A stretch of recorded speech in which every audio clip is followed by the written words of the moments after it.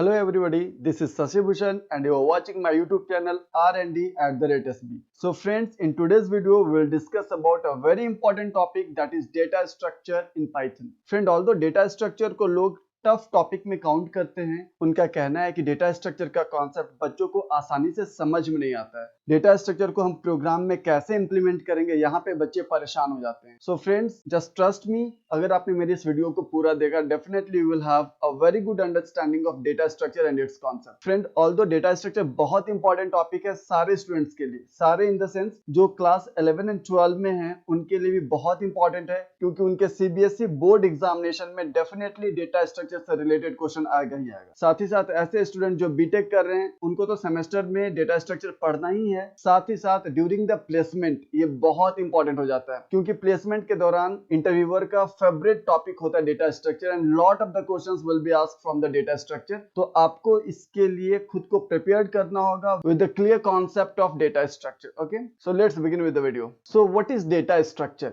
मैंने बहुत ही simple definition यहाँ पे लिखा है। A data structure refers arrangement of data in such a order so that operation like storing, accessing and manipulating of data becomes simple, easy and efficient.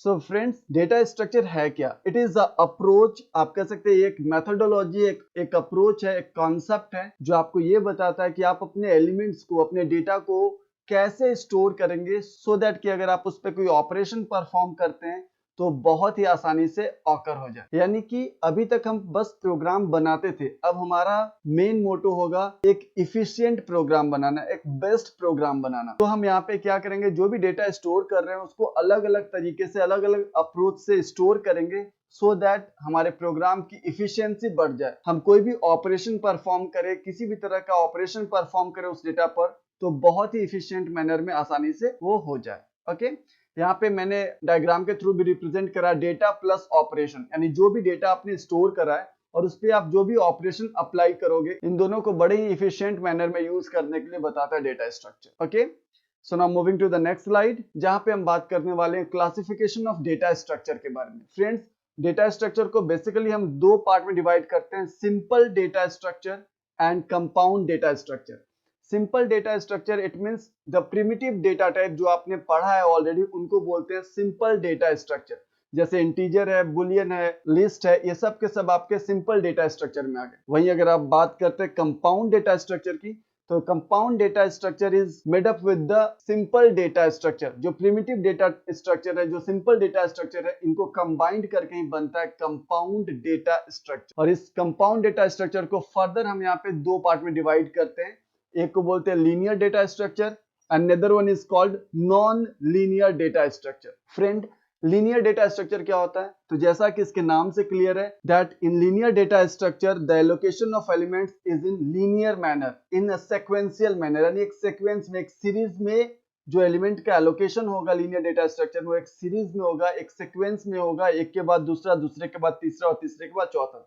यहाँ पे आपको दिख रहा होगा एक छोटा सा मैंने डायग्राम यहाँ पे इंसर्ट करा है, जिसमें 1 4 5 6 7 ये जो लिखा है, ये आप देख लीजिए। ये जो अरेंजमेंट है ना एलिमेंट का, ये है सीक्वेंशियल। इसी को हम लोग बोलते हैं लीनियर डेटा स्ट्रक्चर। ये सीक्वेंशियल फॉर्मेट में आपने एलिमेंट को स्टोर करा है, एलोकेट करा है। तो ये जो आपको फिगर दिख रहा है, ये जो यहाँ पे आपको एक डायग्राम दिख रहा है, ये बताता है लीनियर डेटा स्ट्रक्चर में एलिमेंट्स या डेटा कैसे स्टोर होते हैं। ओके, और लीनियर डेटा स्ट्रक्चर के अंदर हमें पढ़ना है स्टैक के बारे में, हमें पढ़ना है क्यू के बारे में, और हमें पढ़ना है लिंक लिस्ट के बारे में। Okay, so now moving to the non linear data structure. Non linear data structure में आते हैं ट्री एंड ग्राफ, जहां पे जो एलिमेंट है, डेटा आइटम है, वो रैंडमली एक दूसरे के साथ अटैच्ड होते हैं, कनेक्टेड होते हैं, लिंक में होते हैं। ओके, यानी यहाँ पे एलिमेंट्स जो है, डेटा आइटम है, वो सीक्वेंशियल मैनर में नहीं है, वो रैंडमली एक दूसरे के साथ कनेक्टेड होते हैं, जो यहाँ पे आप देख पा रहे होंगे इस फिगर में। ये जो यहाँ पे एक डायग्राम दिख रहा है ग्राफ का, इसके थ्रू आप समझ सकते हैं कि नॉन लीनियर डेटा स्ट्रक्चर में एलिमेंट्स किस तरह से प्लेस्ड होते हैं। Okay, so it is all about the classification of data structure. बढ़ते हैं आगे और बात करते हैं ऑपरेशंस ऑन डेटा स्ट्रक्चर, यानी डेटा स्ट्रक्चर पे आप कौन कौन से ऑपरेशन को परफॉर्म करेंगे। सो फ्रेंड्स, यहाँ पे टोटल 6 तरह के काम आप कर सकते हैं। ये कौन कौन से हैं? Insertion, deletion, traversal, searching, sorting and merging. One by one देखते हैं इनको। इंसर्शन, जैसा कि इसके नाम से क्लियर है, adding a new data item in a data structure, यानी किसी भी डेटा स्ट्रक्चर में अगर आप कोई नया आइटम, कोई नया एलिमेंट को इंसर्ट करते हैं, दैट इज कॉल्ड इंसर्शन। ठीक उसी तरह से डिलीशन, डिलीशन में क्या है, डिलीशन ऑफ एलिमेंट, यानी कि अगर आप किसी डेटा स्ट्रक्चर से किसी एक डेटा एलिमेंट को डिलीट करते हैं, रिमूव करते हैं, this process is called deletion. Traversal का मतलब क्या होता है, it means processing all the data element of it one by one, यानी किसी भी डेटा स्ट्रक्चर में जितने भी एलिमेंट है ना, सारे एलिमेंट को वन बाय वन विजिट करना, दिस इज कॉल्ड ट्रेवर्सल। बात आती है सर्चिंग की, ये क्या होता है, searching involves searching of the specified data element in a data structure, यानी किसी भी डेटा स्ट्रक्चर के अंदर अगर आप किसी स्पेसिफिक आइटम को सर्च करते हैं, दिस इज कॉल्ड सर्चिंग। और यहाँ पे हमें दो तरह के सर्चिंग पढ़ने हैं, एक है लीनियर सर्च और दूसरा बाइनरी सर्च, जो हम आगे देखेंगे। Now moving to the sorting. Sorting refers arrangement of elements in a specific order either in ascending और डिसेंडिंग, यानी कि अगर आप किसी भी डेटा स्ट्रक्चर के डिफरेंट एलिमेंट्स को अरेंज करते हैं आइदर असेंडिंग और डिसेंडिंग ऑर्डर में, this is called sorting. Then the last one is called merging. It refers combining elements of two similar data structure. यानी एक ही तरह के दो डेटा स्ट्रक्चर को आपस में मर्ज कर देना, कंबाइन कर देना, दिस इज कॉल्ड मर्जिंग। तो ये टोटल 6 ऑपरेशन जो हम डेटा स्ट्रक्चर के अंदर में करेंगे। Okay, so now moving to the next slide, और यहाँ पे हम पढ़ने वाले स्टैक, जो सबसे इंपॉर्टेंट टॉपिक है डेटा स्ट्रक्चर का, stack. Stack is a linear data structure. एक लीनियर डेटा स्ट्रक्चर है, यानी कि इसके अंदर जो एलिमेंट होंगे वो सेक्वेंशियल मैनर में अरेंज्ड होंगे, यानी एक के बाद दूसरा और दूसरे के बाद तीसरा। सो stack is a linear data structure. जो सेकंड पॉइंट है स्टैक से रिलेटेड, वो है it follows the principle of last in first out, यानी लीफो। बोला जाता है कि जो स्टैक है ना, वो लीफो प्रिंसिपल पे काम करता है। इसका मतलब हुआ कि अगर स्टैक एक डेटा स्ट्रक्चर है और इसमें आप एलिमेंट डालते हैं, तो जिस डेटा आइटम को आपने सबसे आखिर में इंसर्ट करा, डिलीशन के दौरान वही आइटम सबसे पहले निकलेगा। लास्ट इन फर्स्ट आउट, जिस आइटम को आपने सबसे लास्ट में इन करा था, वही आइटम सबसे पहले स्टैक से बाहर निकलेगा। So it works on last in first out. और actually friend, last in first out जो है, ये यहाँ पे पहली दफा नहीं है, हम अपने डे टू डे लाइफ में बहुत सारे ऐसे टास्क हैं जो इस प्रिंसिपल पे करते हैं। अगर आपके पास एक सीडी होल्डर है और आप उसमें सीडी को रखते जा रहे हो, तो आप ध्यान दोगे कि जो सीडी आपने सबसे आखिर में इंसर्ट करा, निकालते वक्त वही सीडी सबसे पहले निकलेगा। तो यहाँ पे देखो लास्ट इन फर्स्ट आउट हो रहा है। सेकंड एग्जांपल आप क्या बोल सकते हैं, जैसे मम्मी बैंगल्स पहनती है, चूड़ी पहनती है ना, तो चूड़ी पहनने के दौरान जो चूड़ी वो सबसे आखिर में अपने हाथों में डालती है, जब चूड़ी निकालना होता है तो उस समय सबसे पहले वही बैंगल्स बाहर निकलता है जो आपने सबसे आखिर में अपने हाथों में डाला था। ओके, थर्ड एग्जांपल क्या है, आप जब खाना खाते हो उस समय मम्मी रोटी पका करके टेबल पे रख देती है, और जो रोटी उन्होंने सबसे आखिर में पकाया वो रोटी सबसे ऊपर होता है, और जब हम खाने के लिए रोटी निकालते हैं तो सबसे ऊपर वाला रोटी निकालते हैं, यानी लास्ट इन फर्स्ट आउट वहां भी हो रहा है। तो इस तरह से लीफो प्रिंसिपल को हम अपने डे टू डे लाइफ में बहुत बार इस्तेमाल करते हैं, और स्टैक भी आपका इसी लीफो प्रिंसिपल पे काम करता है। So stack is the list of element in which an item may be inserted और deleted only at one end, and that end is called top. और उसी एंड को क्या बोलते हैं, टॉप। जैसे यहाँ पे एक एग्जांपल दिख रहा होगा जिसमें स्टैक ऑफ बुक्स है, यानी बहुत सारे बुक्स को मैंने यहाँ पे रखा हुआ है। आप इसमें बुक ऐड भी करते हो ऊपर से ही और रिमूव भी करो ऊपर से ही, है ना। और जो आपको ऊपर में जो दिख रहा है, that end is called top. Friend, इसको और भी अच्छे ढंग से हम समझेंगे नेक्स्ट स्लाइड। तो यहाँ पे हम बात करने वाले स्टैक टर्मिनोलॉजी का, यानी स्टैक से रिलेटेड कुछ टर्म्स। अगर आपने इन टर्म्स को अच्छे से समझ लिया तो स्टैक का पूरा कॉन्सेप्ट आपके दिमाग में अच्छे से आ जाएगा। तो जो सबसे पहला है top, it keeps the reference of last inserted item, यानी कि जो टॉप है वो स्टैक के अंदर में जो आइटम सबसे लास्ट में इंसर्ट होगा उसका रेफरेंस को स्टोर करके रखता है। And when stack is empty the value of top is none, यानी जब आपका पूरा का पूरा स्टैक एम्प्टी होगा उस समय आपके टॉप की वैल्यू क्या होगी बाबू, नन होगी। चलिए आइए देखते हैं इसको एक डायग्राम के थ्रू और समझते हैं और भी बेहतर ढंग से। तो फ्रेंड्स, यहाँ पे देख पा रहे हैं हम लोग बेसिकली पाइथन में स्टैक के कॉन्सेप्ट को हम लिस्ट के थ्रू इंप्लीमेंट करते हैं। तो मैंने यहाँ पे एक लिस्ट बनाया जिसके अंदर 3 आइटम स्टोर हो सकते हैं। जैसा कि हम जानते हैं लिस्ट के एलिमेंट को एक्सेस करने के लिए उसका इंडेक्स नंबर का यूज करते हैं।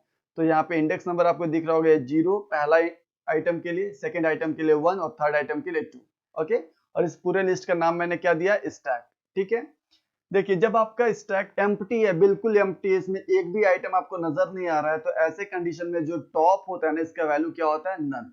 टॉप का वैल्यू क्या होता है, नन। टॉप के अंदर नन है, इट मींस पूरा का पूरा स्टैक खाली है, इसके अंदर एक भी आइटम नहीं है। ओके, नाउ सेकंड है आपका पुश। पुश क्या करता है? Push is a process to insert an item into the stack, यानी स्टैक में कोई भी एलिमेंट इंसर्ट करने का जो प्रोसेस है उसे हम क्या बोलते हैं? पुश। ठीक है, जैसे मान लो यहाँ पे अगर एक आइटम मैं इंसर्ट करना चाह रहा हूँ, डेटा आइटम है दैट इज 10 और मुझे इस डेटा आइटम को इस स्टैक के अंदर में इंसर्ट करना, तो जो प्रोसेस है डेटा आइटम को स्टैक के अंदर इंसर्ट करने का, इसे हम क्या बोलते हैं? Push. This is called push. देख पा रहे हैं यहाँ पे 10 को मैंने क्या किया? स्टैक के अंदर में इंसर्ट किया। जैसे ही आप इस 10 को स्टैक में इंसर्ट करेंगे, क्या कहाँ जाएगा? ये यहाँ पे आएगा, ये यहाँ पे स्टोर हो जाएगा इसके पहले एलिमेंट पे, यानी कि 0th लोकेशन पे 10। जैसे ही 10 आपका यहाँ पे स्टोर हुआ, इंसर्ट हो गया आपके स्टैक के अंदर, तो जो टॉप है ना बाबू, जो अभी तक नन को रिप्रेजेंट कर रहा था, अब टॉप किसको रिप्रेजेंट करेगा? इसे, यानी लास्ट इंसर्टेड आइटम, यानी किसको? 10 को रिप्रेजेंट करेगा। ओके, सो यहाँ से इस टॉप को हम हटाते हैं और टॉप आपका कहाँ पे जाएगा? टॉप आपका यहाँ पे आएगा। ओके, टॉप आपका कहाँ पे आ गया? यहाँ पे 0th आइटम पे। तो टॉप के अंदर अभी वैल्यू क्या होगा? 0, because top keeps the reference of last inserted item. जो आइटम आपने अभी सबसे लास्ट में इंसर्ट करा है ना, उसका रेफरेंस कौन रखता है? टॉप रखता है। और इसी प्रोसेस को हम क्या बोलते हैं? Push. Okay, push is a process to insert an item into the stack. Stack के अंदर में कोई भी एलिमेंट को इंसर्ट करने का जो प्रोसेस है उसे हम क्या बोलते हैं? पुश। मान लो आपको 20 स्टोर करना है। ओके, क्या करेंगे? 20 फिर से आपको इसमें स्टोर करना है। 20 कहाँ पे जाएगा? यहाँ आएगा। तो जैसे आपने स्टोर किया 20, तो 20 यहाँ पे स्टोर हो गया। 20 जैसे ही इस लोकेशन पे स्टोर हुआ, फिर टॉप क्या करेगा? यहाँ से बढ़ेगा और ऊपर जाएगा। क्यों? क्योंकि top keeps the reference of last inserted item. Last inserted item कौन सा है आपका? 20 है, तो टॉप कहाँ पे अब आना चाहिए? यहाँ पे। तो यहाँ से टॉप को इरेज करते हैं और टॉप को यहाँ पे लिखते हैं, क्योंकि टॉप अब आ गया 1 पे। अगर इसी तरह से आपने 30 फिर यहाँ पे इंसर्ट करा, तो फिर से टॉप बढ़ के कहाँ चला जाएगा? 2 के पास। ठीक है, इस तरह से टॉप काम करता है और इस तरह से आपका पुश ऑपरेशन स्टैक के अंदर होता है। पॉप का मतलब क्या है? It is a process to delete an item from the stack. Stack के अंदर से अगर कोई आइटम को, कोई एलिमेंट को डिलीट करना है, उसे हम क्या बोलते हैं? पॉप। ओके, सो देखते हैं यहाँ पे। अब मान लो यहाँ पे मुझे आइटम डिलीट करना है, तो मैंने क्या बोला? स्टैक किस पे काम करता है बाबू? लीफो पे, यानी last in first out. Okay, so friends, stack काम किस पे करता है? लीफो प्रिंसिपल पे। सवाल यहाँ उठता है, मुझे आइटम डिलीट करना है, यानी पॉप करना है, तो कौन सा आइटम पॉप होगा? 10 या 20? तो स्टैक काम करता है LIFO principle, last in first out. तो मुझे आप बताओ 10 और 20 में लास्ट में कौन आया? 20 आया, तो यहाँ से पॉप कौन होगा? 20। वेरी गुड, तो यहाँ से सबसे पहले निकला 20। तो चलिए इस 20 को हम यहाँ पे डिलीट कर देते हैं। ये 20 खत्म हो गया, 20 अब बाहर चला गया। और ये जो प्रोसेस हुआ ना किसी भी आइटम को डिलीट करने का, यानी स्टैक से अगर आप किसी एलिमेंट को डिलीट करते हैं, this process is called pop. तो चलिए इसको यहाँ पे लिख देते हैं ताकि आपको समझ में आ जाए कि ये पॉप है। Okay, so this is called pop. So one more thing, अगर आपने यहाँ से 20 को डिलीट कर दिया, पॉप कर दिया 20 को स्टैक में से, तो जो टॉप अभी तक रेफर कर रहा था 20 को, अब ये रेफर किसको करेगा? 10 को, क्योंकि अब इस स्टैक के अंदर आखिरी वैल्यू कौन सा है बाबू? 10 है। तो यहाँ से टॉप मूव होगा किधर? नीचे की ओर। तो चलिए टॉप को यहाँ से हटाते हैं और टॉप अब रेफर करेगा किसको? 10 को। तो इस तरह से पॉप ऑपरेशन होगा। मान लो अगर आप यहाँ पे 10 को भी डिलीट करना चाह रहे हो, अगर आपने 10 को भी डिलीट कर दिया, अगर 10 को भी अगर आपने पॉप कर दिया बाबू, तो ये 10 बाहर आ जाएगा। 10 यहाँ पे बाहर आ गया। अब पूरा का पूरा स्टैक एम्प्टी है। जब पूरा स्टैक एम्प्टी होता है तो टॉप का वैल्यू क्या होता है? नन। वेरी गुड, तो जब ऐसा कंडीशन होगा तो फिर से जो आपका टॉप है उसके अंदर क्या चला जाएगा? तो इस तरह से टॉप के अंदर नन चला गया। ये इसको यहाँ से डिलीट कर दे रहा हूं मैं, कुछ नहीं है। तो इस तरह से हम स्टैक के अंदर में पुश, पॉप और टॉप का जो चेंजेस हो रहे हैं टॉप में, जब आप वैल्यू इंसर्ट करोगे तो टॉप अप डायरेक्शन की ओर, यानी जैसे जैसे आप एलिमेंट इंसर्ट करेंगे टॉप उसको रेफर करते जाएगा, और जिस तरह से आप पॉप ऑपरेशन परफॉर्म करेंगे टॉप उसी तरह से धीरे धीरे नीचे की ओर घटते जाएगा। जब आपके स्टैक के अंदर में कोई भी आइटम नहीं होगा, स्टैक पूरी तरह से एम्प्टी होगा, उस कंडीशन में टॉप का वैल्यू क्या होगा? नन। क्लियर है? ओवरफ्लो, जैसी ओवरफ्लो हम बोलते हैं, हमारे दिमाग में एक ही सेंस आता है कि हमारे छत पे जो टंकी लगा है पानी का, वहां से ओवरफ्लो हो रहा है, यानी पानी वहां से बाहर गिर रहा है। सिंपल भाई, बिल्कुल वैसा ही केस यहाँ पे। अगर आपने जो स्टैक बनाया ना वो टोटली फिल्ड है, यानी उसके अंदर अगर 3 एलिमेंट स्टोर करने की क्षमता थी और आपने तीनों आइटम उसमें स्टोर कर रखे हैं, and now still you are trying to push some value inside the stack, वैसे कंडीशन में भाई जगह ही नहीं तो आप वैल्यू कहां से इंसर्ट करेंगे? So stack overflow is basically an unwanted condition which occurs when we try to push an item in a stack which is already full। पर मैं बता दूं आपको, पाइथन के केस में स्टैक ओवरफ्लो नहीं होता है, क्योंकि पाइथन में आप जितना भी आइटम डालोगे वो खुद से मेमोरी एक्सटेंड करते जाएगा और आइटम को स्टोर करते जाएगा। तो स्टैक ओवरफ्लो का जो कॉन्सेप्ट है वो पाइथन में नहीं होता है। Okay, the next one is underflow. Underflow का मतलब क्या? It refers an unwanted situation which occurs when we try to pop an element from an empty stack। यानी अंडरफ्लो का सिचुएशन कब ऑकर होता है? जब एक खाली स्टैक है, टोटली एम्प्टी स्टैक है जिसके अंदर कोई भी वैल्यूज नहीं है and still you are trying to pop the element. यानी भाई वहां तो कोई आइटम है ही नहीं, फिर आप पॉप क्या करोगे, है ना। जैसे यहाँ पे हम देखें, यहाँ पे देखो, अगर मैं यहाँ पे फिर से पॉप ऑपरेशन परफॉर्म करूं तो इसी को क्या बोलते हैं हम? Stack underflow. क्योंकि यहाँ पे तो कोई आइटम ही नहीं है, पूरा का पूरा स्टैक आपका क्या एम्प्टी है, टॉप का वैल्यू नन है, पूरा स्टैक एम्प्टी है। Now still you are trying to perform pop operation. भाई यहाँ पे एलिमेंट है ही नहीं, डिलीट क्या करोगे आप? तो इसी तरह के कंडीशंस को हम क्या बोलते हैं? Stack underflow. ओके, तो इस तरह से हम लोगों ने स्टैक्स के डिफरेंट टर्मिनोलॉजी को समझा और बेसिक कॉन्सेप्ट जो है स्टैक को लेकर के हम लोग समझ चुके हैं। अभी बारी है स्टैक के इम्प्लीमेंटेशन की, यानी स्टैक को हम प्रोग्राम में कैसे यूज करेंगे, कैसे इंप्लीमेंट करेंगे। बहुत ही सिंपल है। अगर आपको ये पूरा का पूरा फंडा क्लियर है तो डेफिनेटली इसका इंप्लीमेंटेशन आपके लिए बहुत ही आसान होगा, जो अगले वीडियो में हम देखेंगे। Okay, and thank you so much for supporting me on the YouTube. Please like my video and subscribe my channel. Thank you.